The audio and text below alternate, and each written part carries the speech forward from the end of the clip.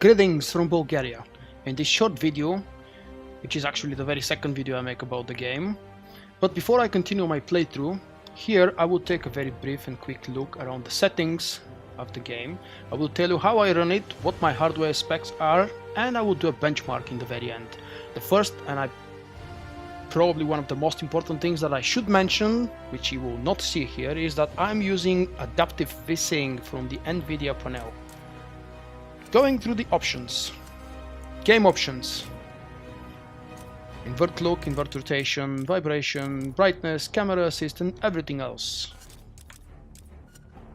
Graphic options, one of the most important statistics. VSync here in-game is turned off because, as I told you, I'm overriding it from the NVIDIA panel and I'm using VSync adaptive mode, which means the sooner it drops below 60 frames per second, VSync is turned on. If you don't know how adaptive VSync works, you should probably Google it because I'm sure I will not be able to explain it properly. The other settings, full screen, yes or no, there are no full screen borderless. So you have to make your choice. Resolutions, God knows how many are available. I'm using the optimal one for my screen, of course. Anti-aliasing, GeForce TXAA low. The other option is, well, the other options are a lot. And the highest one is GeForce TXAA high. However, down in the description you will see, if you want to read, that it combines the 4x MSAA with a high efficiency, high quality temporal filter to produce smooth edges on objects. However, my resolution is high enough, so I prefer to keep it on low. This is the only thing that isn't maxed. Geometry details, normal, and DX11 enhanced. The same goes for dynamic shadows.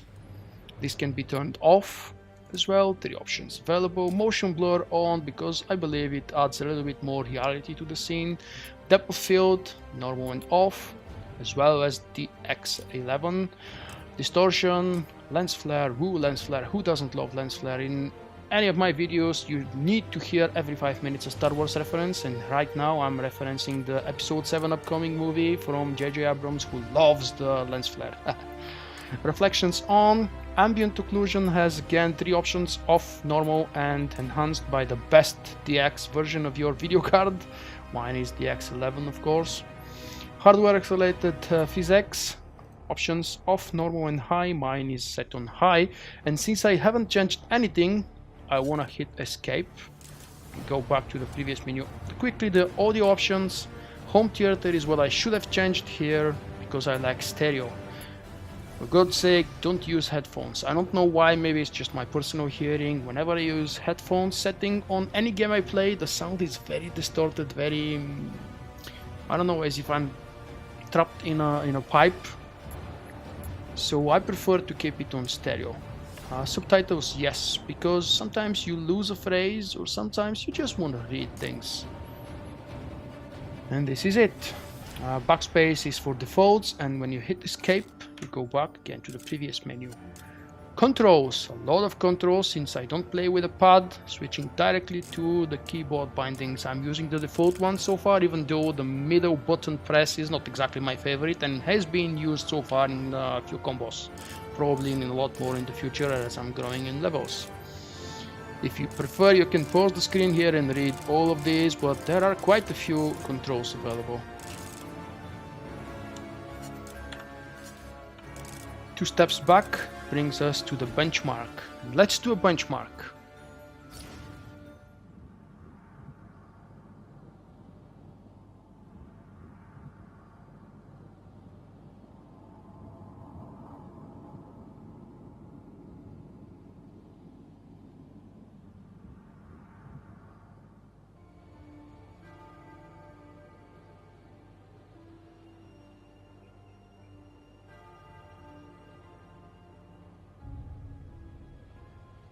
As I've mentioned, since I'm using adaptive VSync, the moment I get above 60,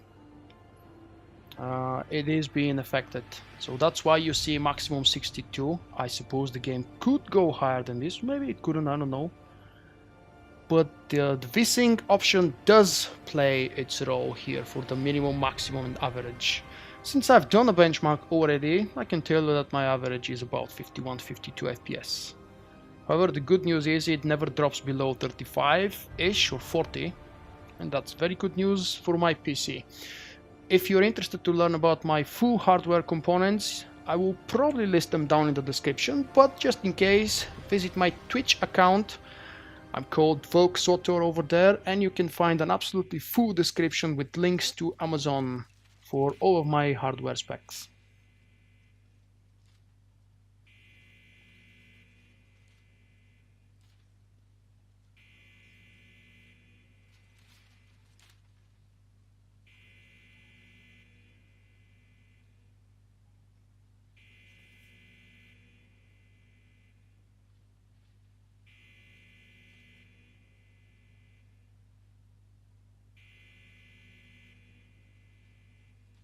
I don't know why we have no sound here. I'm not sure if that's a bug with my game.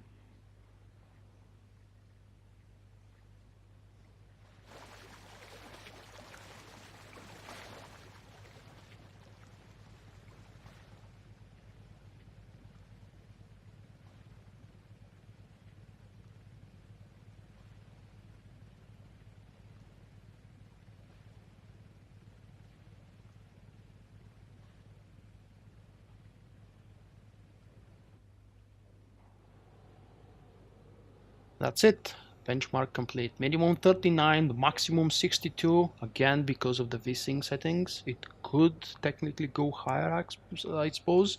But I've always been using adaptive VSync, and I have no reason to turn it off just for a simple benchmark. It is important that the minimum is high enough and the average is very decent for gameplay. Usually when I'm playing, and if you start watching my playthrough series, you won't see the number because it's not recorded. I'm recording with shadow play. Even this video is recorded with 1080p, 60 frames per second, 40 kilobits per second with shadow play, NVIDIA's native tool. Thank you very much for watching this short video. I hope you will find it useful, and if you did, share your results, let me know what you have. Just a very brief mention of my most important hardware components. I'm running the game from a normal hard drive, not SSD, because my SSD is small and I don't have space for this game too. Windows 8.1 Pro with all the current updates. Video card is 780 overclocked by Palit.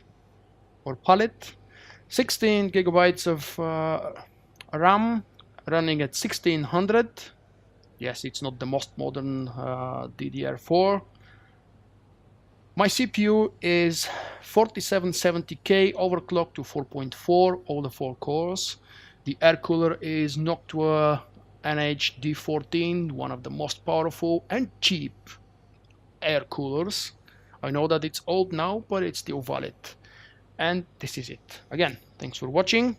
See you with the next one. Don't forget to subscribe and check all the other good and useful links I have put down in the description below the video.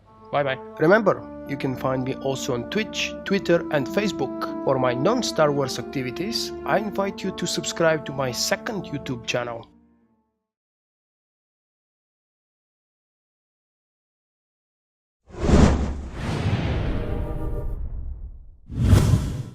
Do you enjoy the playthrough series on my YouTube channel?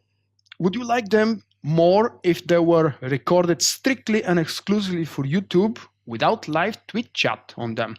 You have an option again to pick more than one answer. For whatever reason you might like 2 or 3 of them, and here they are, the options. Number 1, I like them in both variations. I like them as part of the live shows only.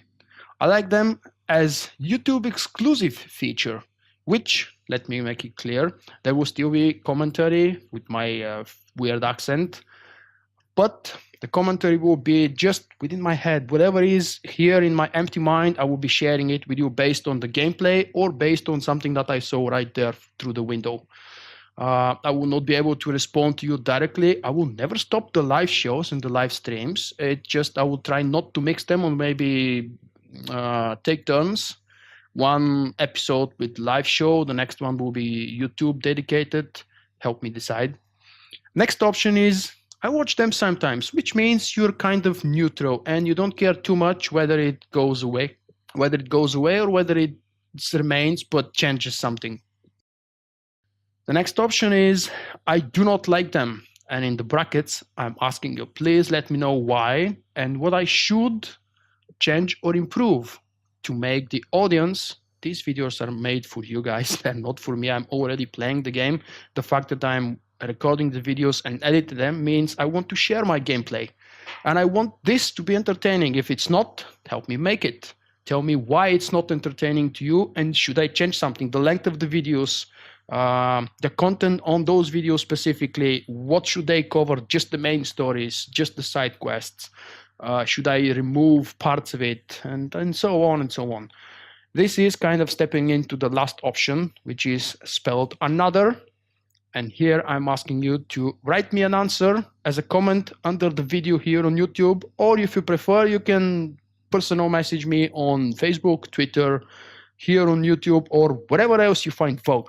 This is for June. I hope that you will spend a minute, maybe 2 minutes. It's a little bit lengthy to read throughout those, and cast your vote. Give me your suggestion. I want my content to be positive, useful, but most of it entertaining. I've mentioned entertaining a few times already, but it's really, really the most important fact for me to make YouTube videos.